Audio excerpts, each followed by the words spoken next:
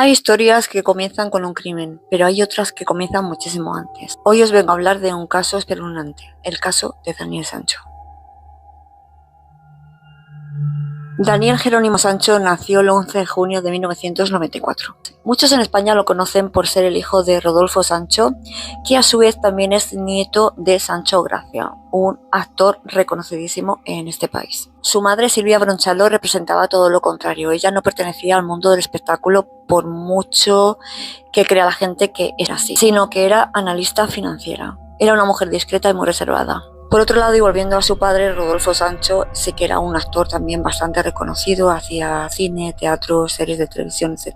La relación entre Rodolfo y Silvia terminó cuando Daniel era muy pequeño, y es que fueron padres bastante jóvenes. No hubo escándalos públicos, pero sí que marcó la estructura familiar de esta familia. Daniel creció entre dos casas, dos formas diferentes de ver la vida. Porque mientras el apellido de su padre resonaba en los medios de comunicación, en casa no se hablaba de fama, se hablaba de normalidad, o por lo menos eso se intentaba. Desde fuera se podía pensar que Daniel tenía una vida súper privilegiada. En el colegio el apellido de Daniel no pasaba desapercibido. Todo el mundo sabía quién era el hijo de y el nieto de. Algunos lo admiraban y otros lo juzgaban antes de conocerlo. Y eso, quieras o no, poco a poco, pues va construyéndose un carácter, o lo va rompiendo. Durante la adolescencia, Daniel no fue descrito nunca como un joven violento, nada que ver con cuando sería un poco más adulto. No hay episodios públicos alarmantes que se conozcan, o por lo menos que yo haya visto. Sí que hay testimonios indirectos que dicen que Daniel era una persona inestable, cambiante y con dificultades para mantener vínculos a largo plazo. Vamos, que no era bastante sólido para mantener relaciones. Daniel no quiso seguir los pasos de su padre, nunca quiso ser actor. Era un chico que no quería vivir pues eso de hacer casting, de expectativas ajenas, no le gustaba ese mundo. Buscó algo diferente y esto lo encontró en la cocina. Durante un tiempo fue su lugar de refugio. Aquí encontró un lugar donde el control era suyo, donde las reglas eran claras y donde el resultado dependía siempre de él. Se formó como chef, trabajó en distintos lugares y se empezó a crear una identidad propia. Y pronto llegaría a las redes sociales, mostrándose en un canal que tenía en YouTube e Instagram. Daniel no solamente mostraba sus dotes culinarias en su canal, sino que también mostraba que era un joven viajero, libre, creativo, cocinando en distintos países, probando sabores, viviendo experiencias. Esto, para quienes podrían mirarle desde fuera, podría parecer una vida envidiable. Pero ya sabemos, las redes nunca cuentan toda la verdad. Mientras Daniel se movía constantemente de un lado a otro viviendo experiencias, su vida no terminaba de asentarse. Y es que no había una estabilidad emocional, no había un proyecto claro a largo plazo. Así que viajar para él se convirtió como en una forma de huir, de no enfrentarse a ciertas preguntas, a ciertas incertidumbres. Era un culo inquieto, de no quedarse siempre en el mismo lugar. Eso le ponía bastante nervioso. Ahora os voy a hablar de Edwin Arrieta. Edwin Arrieta nació en Colombia en el año 1979. Era unos 15 años más mayor que Daniel, y su vida había seguido un camino bastante distinto al suyo. Edwin estudió medicina y se especializó en la cirugía plástica. Trabajó durante años para consolidarse su propia clínica estética. Por el contrario, Daniel tenía una vida organizada, estaba establecido económicamente, tenía un buen reconocimiento profesional, ya que al parecer era un cirujano muy bueno y había muchísimas personas que confiaban en él y en sus manos para someterse a cirugías plásticas y estéticas. Quienes lo conocían dirían de él que era una persona cercana, muy generosa, muy trabajador. Era en muchos sentidos muy diferente a Daniel. No se sabe con exactitud en qué fecha se conocieron, pero se dice que se conocieron a través de Instagram o de alguna red social. Lo que sí está probado es que no fue una relación esporádica. Quiero decir, que fueron de viaje juntos, que tenían encuentros en distintos países, tenían una comunicación constante entre los dos. Quiero decir, que se conocían bastante bien. Según, tras una investigación posterior, tuvieron como una relación desigual. La fiscalía tailandesa sostendría mucho más tarde que Daniel se beneficiaba económicamente de Edwin, una cierta dependencia, y que también había un control por parte de Edwin hacia Daniel. La defensa de Daniel hablaría de que era una relación un poco de presión, que era una relación como de miedo, como que Daniel le tenía miedo a Edwin. No sabemos nada de esto, solo ellos sabían lo que tenían. Total, que en 2023 los dos decidieron hacer un viaje juntos a Tailandia, concretamente a la isla de Koh Phangan. Este lugar era muy reconocido y muy famoso por sus fiestas, por el ambiente turístico. Nadie podría imaginar que ese viaje marcaría el principio del fin para ambos. Para Daniel, Tailandia no era un destino desconocido, porque él había viajado en varias ocasiones por Asia, y es que le atraía muchísimo el estilo de vida que mezclaba lo exótico con lo barato, lo espiritual con lo festivo, etc. Al parecer es un destino donde muchos occidentales pueden pensar que, que ahí se puede empezar de cero. Para Edwin, el viaje podría tener otro significado. No era un hombre mochilero, no buscaba ningún tipo de improvisación, era un hombre que sabía planificar, no era la primera vez que planificaba viajes. De hecho, le encantaba viajar por todo el mundo y Tailandia iba a ser un destino más que visitar. Desde un principio la dinámica entre ambos fue un poco desigual, tanto por la diferencia de edad como por la posición económica. Y es que según una investigación posterior, Edwin era el que corría con prácticamente todos los gastos de los dos, tanto vuelos como alojamientos, comidas. A ver, Edwin era el que proporcionaba más cantidad que Daniel. La fiscalía tailandesa interpretaría más tarde esta dinámica como una relación de dependencia, una relación donde uno daba y el otro recibía. Pero la defensa de Daniel daría otra versión completamente distinta, y es que dirían que era una relación marcada por el miedo, la presión que Edwin ejercía sobre Daniel. Varias fuentes dirían que antes de este viaje a Tailandia, la relación entre ambos se había fracturado un poco. Al parecer hubo discusiones, reproches, mensajes tensos, etc. Algunas fuentes periodísticas dirían que es que Edwin estaba presionando a Daniel para tener una relación con él, una relación seria, y que Daniel no quería. Nada de esto fue aprobado durante el juicio, pero sí apareció como contexto emocional. Y ya sabemos que en los crímenes el contexto siempre se toma en cuenta. Bueno, vamos a hablar del lugar, Koh Phangan. Koh Phangan era una isla pequeña, muy turística y que era muy frecuentada en diferentes épocas del año. En este lugar Daniel alquiló una habitación, decían que era una habitación sencilla, nada lujosa, pero bueno, yo vi el documental de HBO y tampoco es que me pareciese un cuartucho de nada. Quiero decir que estaba bastante bien la habitación. Total, que bueno, que Daniel alquiló esta habitación. Fue a buscarle y los pocos días que estuvieron allí parecía que estaban bien, sin ningún incidente. Salieron, comieron juntos, pasearon juntos, todo parecía que iba bien. Pero al parecer algo poco a poco estaba cambiando. Y es que Daniel, posteriormente en su testimonio, diría que se sentía cada vez más incómodo, más atrapado, sin salida. Edwin, por su parte, quería mantener la cercanía con Daniel. La noche del 2 de agosto del año 2023, ambos estaban en la habitación. Según esa noche, Daniel diría que Edwin intentó forzarlo sexualmente, que evidentemente Daniel no quiso, y ambos forcejearon y esto desencadenó en una pelea brutal. Declararía que le pegó un puñetazo y que Edwin se golpeó con el lavabo y perdió la vida en ese momento. Esta fue su versión, pero la fiscalía no creería en su historia. ¿Por qué no le creyó? Bueno, pues por lo que vendría después. Y es que aunque la muerte hubiese sido accidental, nada justifica lo que ocurriría, o mejor dicho, lo que haría después. De manera que la policía tailandesa reconstruyó paso a paso todo lo que Daniel hizo. Y esta reconstrucción fue clave el día del juicio. El cuerpo de Edwin fue desmembrado en 14 partes. Hostia, ¿no le daba asco? Pregunto. ¿No le dio nada de asco en 14 partes, tío? O sea... Total, que las partes fueron colocadas en bolsas, esta bolsa de plástico que él compró. Algunas fueron arrojadas a contenedores de basuras y otras al mar. Los primeros restos de Edwin se encontrarían a pocos días después. Y es que un trabajador en un vertedero dio con parte de la pelvis de Edwin. Total, que dentro de esta bolsa, pues eso, había la pelvis y varios restos humanos. La noticia corrió rapidísimo por Tailandia. Una isla turística, un cuerpo desmembrado. Total, aquí es cuando Daniel también quiso cubrirse las espaldas y fue a la policía denunciando la desaparición de Edwin. La policía tailandesa se puso rápidamente manos a la obra a investigar quién era este señor y qué tenía que ver con Daniel. Y evidentemente todas las pistas apuntaban a una sola persona, Y es que había cámaras donde grabaron cuando había sido visto con Edwin la última vez, que fueron en moto, estaban alojados juntos en la misma habitación, que sus movimientos posteriores levantaban muchísimas sospechas. El 5 de agosto de 2023, Daniel fue detenido. Y es que cuando ya le habían pescado, confesó que sí, que le había quitado la vida a Edwin y que iba a colaborar con la policía en lo que le fuese posible para encontrar el resto del cuerpo. Pero insistió que no fue un crimen premeditado, que fue todo accidental, que se asustó e hizo lo que hizo. En Tailandia no significa que el hecho de que hayas confesado vaya a tener la misma respuesta en un país que en otro. No. Tú confiesas en España que has cometido un crimen, igual por haber confesado te rebajan la condena.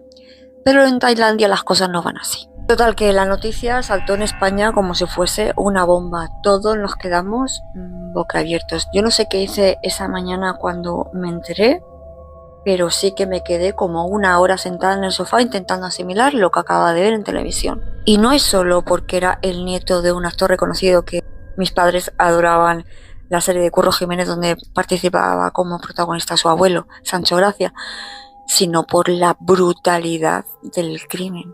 ¿Sabes? Que fue brutal. La noticia en España, el titular era: detenido el hijo de Rodolfo Sancho por haber quitado la vida a un cirujano colombiano. Las tertulias comenzaron en todos los programas de televisión, los titulares se multiplicaron y evidentemente las especulaciones también no tardaron en llegar. Este caso no solamente era un crimen, sino que ya era un circo mediático de la hostia. Rodolfo Sancho, el padre de Daniel, viajó rápidamente a Tailandia, donde se mostró completamente serio, tranquilo, muy contenido y decidido a apoyar a su hijo. Silvia, su madre, en este caso optó por el silencio. Un silencio que mantendría durante muchísimo tiempo. Por otro lado, Daniel fue ingresado inmediatamente en prisión provisional. Estaba ahora en una cárcel tailandesa, fuera de su país, y aquí comenzaría otra etapa en su historia.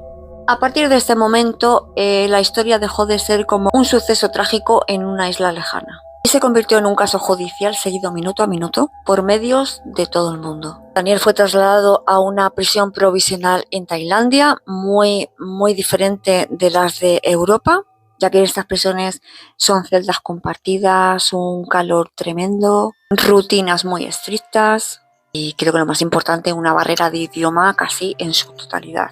Así que imagínate lo que tiene que ser esto para alguien que se había movido libremente de un país a otro, viviendo la vida loca, y que ahora se encontraba pues en una cárcel muy jodida. Por eso dicen que estaba jodido, pero luego he escuchado por ahí que tenía ciertos privilegios y que incluso había ganado hasta peso.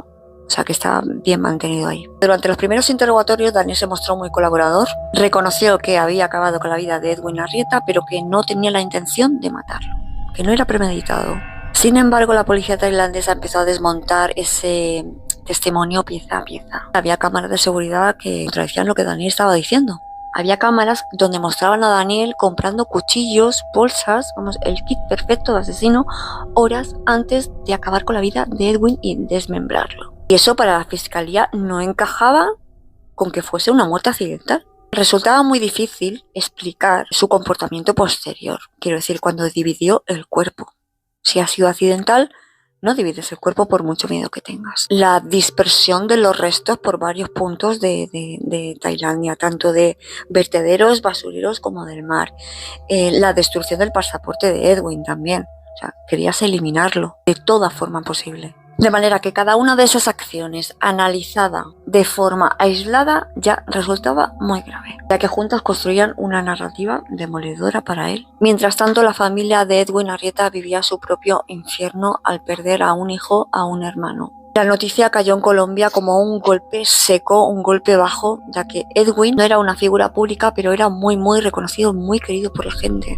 De manera que su familia exigía respuestas, exigía justicia, exigía explicaciones. Para la familia no había dudas. Edwin había sido asesinado vilmente y de manera premeditada por Daniel Sancho. En España la atención mediática no dejaba de crecer. Programas de televisión abrían con el caso, debates interminables, en fin. Rodolfo Sancho se quedó en Tailandia durante gran parte del proceso.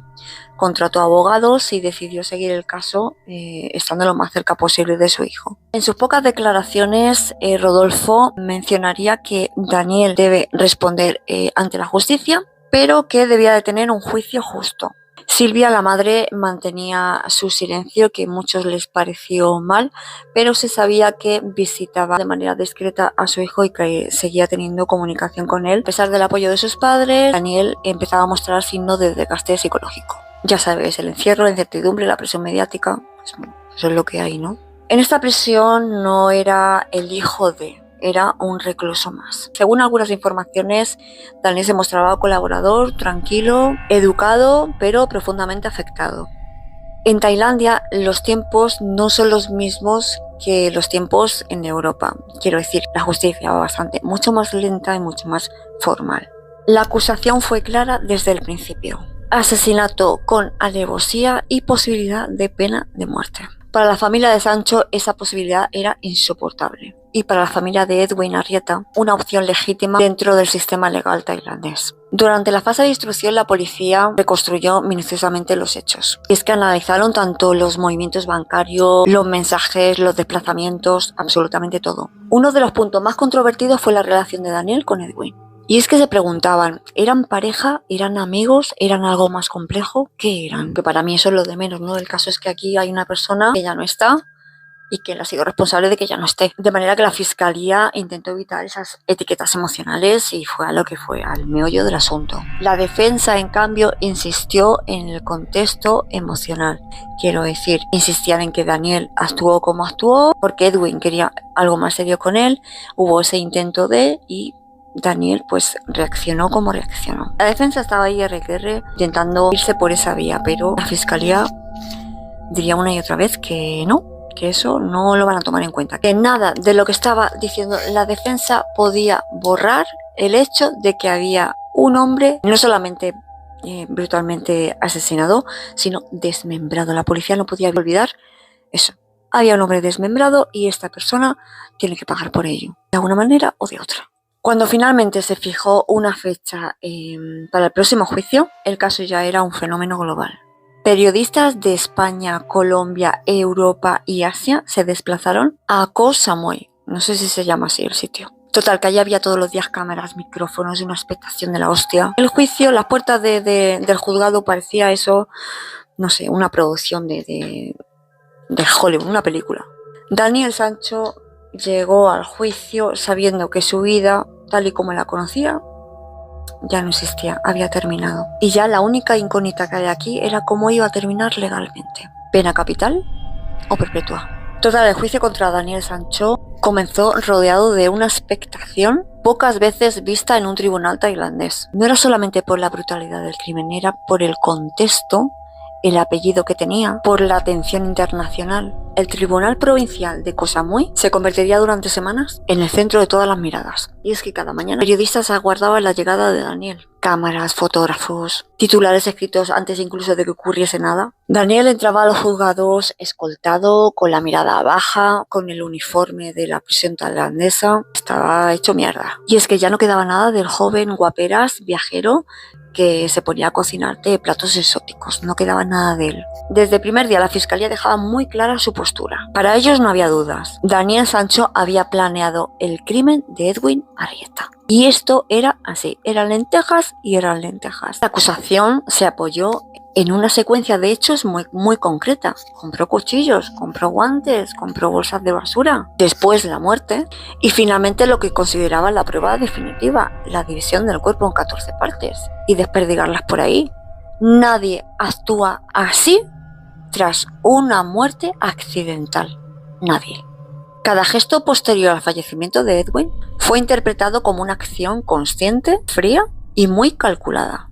Durante estas sesiones de juicio se presentaron varias pruebas forenses, registro de cámaras de seguridad, testimonio de policías y peritos. Daniel escuchaba todo esto, toda la acusación en silencio, claro, no podía decir ni mu. Total, la defensa se dispuso a contraatacar esto, ¿no? La acusación. Los abogados intentaron humanizar a Daniel, contextualizando la relación, explicando en el estado en el que él se encontraba. insistieron en que no había un plan previo para acabar con la vida de Edwin, que todo ocurrió en un momento de pánico y que Daniel simplemente actuó por miedo, porque tenía miedo. Volvieron una y otra vez mencionando la supuesta agresión sexual. En Tailandia, la legítima defensa no. Más aún cuando la conducta posterior. Uno de los momentos más tensos del juicio fue la declaración de Daniel. Con voz baja, un poco pausada, a veces se le quebraba un poco la voz. Mencionó nuevamente que nunca quiso acabar con la vida de Edwin y que todo se le fue de las manos. Pero cuando la fiscalía le preguntó, vale, ¿y esas compritas que hiciste previos al crimen? Las bolsitas, los cuchillos, los guantes. No supo qué contestar a eso y se le caía todo el teatro encima. Las respuestas que daba Daniel se caían por su propio peso. La familia de Edwin siguió el juicio con un dolor. Imaginaos, escucharon cada detalle, cada descripción, vieron cada prueba, o sea, tuvo que ser súper doloroso para ellos. Por otro lado, Rodolfo, el padre, asistía al juicio con el rostro serio, también contenido, a veces cabizbajo. Otras estaba como firme, incluso varias personas lo acusaban de que era un poco bastante altanero, defendiendo lo defendible. En fin, se montó un pifostio con todo este caso, y es que la presencia de Rodolfo es la presencia de un padre que no puede cambiar lo ocurrido, pero que tampoco puede abandonar a su hijo. Yo de verdad no lo entiendo. Tu hijo comete algo así, hostias, qué posición, qué posición más jodida también tiene esta familia. Yo creo que se le hace flaco favor mostrando apoyo a algo que has cometido y encima ha sido con alevosía premeditado, no lo sé. Decidme vosotros qué pensáis, me gustaría leeros. Silvia, la madre, continuó en silencio, no fue al juicio, se mantuvo al margen mediáticamente. Mientras el juicio avanzaba, había una palabra que seguía flotando en el aire, y era la pena de muerte. En Tailandia, el asesinato premeditado puede castigarse por la ejecución, de manera que durante semanas esa posibilidad era muy real. Tras semanas de vistas, declaraciones y pruebas, el juicio quedó visto para sentencia. Durante estos días la espera fue angustiosa. Daniel regresó a la prisión hasta que se celebrase el juicio. Cada día pensaba que podía ser el último día de su vida en libertad o una condena mucho más jodida. El 29 de agosto de 2024, al final, el tribunal dictaminó su veredicto. Daniel fue declarado culpable del asesinato de Edwin Arrieta. El tribunal consideró que hubo premeditación súper clara, que las acciones posteriores mostraban plena conciencia de lo que estaba haciendo. La pena inicial era la pena de muerte, pero finalmente el tribunal diría que se quedaría en cadena perpetua. Aparte, Daniel debería pagar una indemnización económica a la familia de Edwin Arrieta. La sentencia cayó como un golpe bastante fuerte para la familia de Daniel. Era el inicio de una nueva pesadilla, pero cabía la posibilidad y estaba luchando para que no se le diese la pena de muerte y mira, pues al final cadena perpetua. Daniel escuchó su sentencia sin inmutarse, sin gritos, sin lloros. En fin, tras el veredicto, Daniel regresó a su prisión sabiendo que esa sería su casa de por vida. Por lo que dicen, es una condena y unas condiciones bastante duras a las que deberá habituarse a diario. Las cárceles tailandesas, a diferencia de lo que se cree, no están pensadas para la reinserción de los reclusos, sino se hacen especialmente para que sufran de por vida, ya que las celdas son compartidas y son masificadas, condiciones higiénicas de mierda, nunca mejor dicho, rutinas muy estrictas, poca intimidad, vamos, un asco, pero es lo que hay. Este fue trasladado a una prisión de máxima seguridad tras la sentencia, y allí su estatus ya no era el del acusado, sino el del sentenciado. Su vida se redujo a comer, dormir y esperar. Con el paso de las semanas comenzaron a llegar las primeras informaciones debido a su estado anímico. Se hablaba de un Daniel reflexivo, bastante apagado y muy consciente de lo que había hecho. Mientras tanto, sus abogados pusieron en marcha el paso siguiente, un recurso de apelación. Pero espérate, que es que en Tailandia, esto no es como Europa, en Tailandia el recurso de apelación puede tardar años y años, o sea, más vale que se quede sentadito y espere, porque puede tardar hasta toda una vida y sin llegar. La defensa de Daniel anunció que recurrirían a esta sentencia basándose en varios puntos. Primero, la supuesta falta de pruebas concluyentes sobre la premeditación, el contexto emocional y relacional y la cooperación inicial con la policía. Y el objetivo de la defensa era bastante claro: reducir la condena. Lo que hablaban era de transformar la cadena perpetua en unos años, o la posibilidad de trasladarlo a España que cumpliese la pena aquí. Pero nada de esto estaba garantizado. La familia de Edwin sí que recurrió a esta sentencia, a pesar de que estaban, contentos, ¿no? por el hecho de que lo hubiesen dado a cadena perpetua, sí que recurrió a esta sentencia. Y es que consideraban insuficiente la indemnización económica fijada por el tribunal. Para ellos el daño era incalculable y no había compensación económica que pudiese aliviar ni devolverles a Edwin. Por otro lado, la figura de Rodolfo Sancho volvió a aparecer en los medios de comunicación, diciendo que siente un dolor muy profundo como padre, que respetaba las leyes tailandesas, pero que nunca dejaría de luchar por su hijo. Silvia, la madre, por fin decidió romper su silencio. No lo hizo para hablar del crimen ni para acusar a nadie, sino el dolor como madre que es y el dolor que le produce toda esta situación. Hablaba de la culpa que muchos padres sienten cuando ocurre algo así de terrible y desde la imposibilidad de entender cómo un hijo puede ser capaz de hacer algo tan horroroso como esto. Y dijo una frase que muchos espectadores se quedaron pensando, y es que pronunció: ojalá pudiese volver atrás. ¿Qué quería decir con eso? Yo no lo sé, pero algo puedo intuir. Total, que al cabo de los meses el caso ya no era tan sonado, pero tampoco olvidado, ya que había documentales, análisis, gente hablando del caso, debates, gente intentando explicar un poco lo que pasó.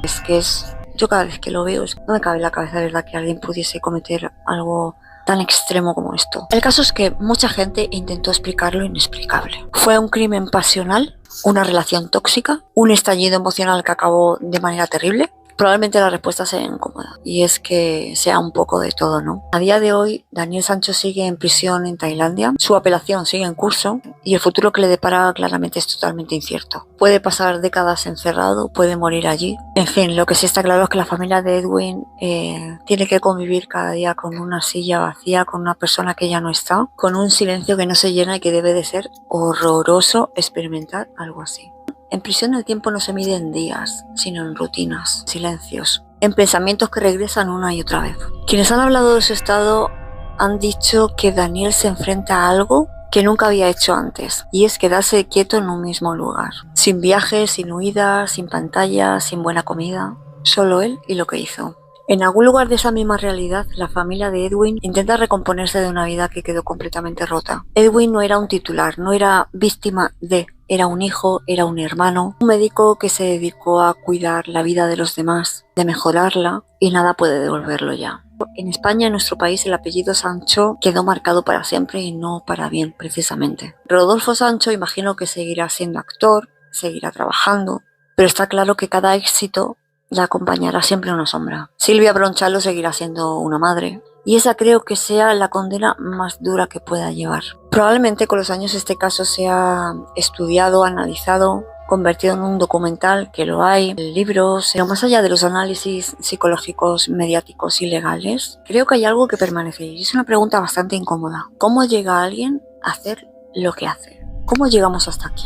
Y sobre todo, creo que las decisiones mal tomadas en un momento de crisis pueden definir toda nuestra vida. La cosa es que, Daniel Sancho no será recordado jamás por su cocina, ni por sus viajes, ni por sus idas y venidas, ni mucho menos por su apellido. Será recordado por una noche. Detrás de cada crimen hay seres humanos, y detrás de cada titular familias que jamás volverán a ser las mismas. Al final la justicia dicta sentencias, pero hay decisiones que condenan muchísimo antes. Hasta aquí el caso de hoy, chicos. Espero que os haya gustado dentro de lo que cabe, que os haya entretenido, que haya sido informativo. Es un caso durísimo, la que lió, cómo la lió, y ahora tendrá que pagar las consecuencias. Es de locos lo que hizo este chico un día, de golpe y porrazo, de la noche a la mañana, ya sea por X o por Y, cómo se arruinó la vida y quitó la vida a una persona así de buenas a primeras. Es que no me cabe en la cabeza, es loquísimo este caso. Pero bueno, lo dicho, espero que te haya gustado, que te haya entretenido. Decirte que si te gusta mi contenido te puedes suscribir y nos vemos en el siguiente vídeo. Cuídate, chao.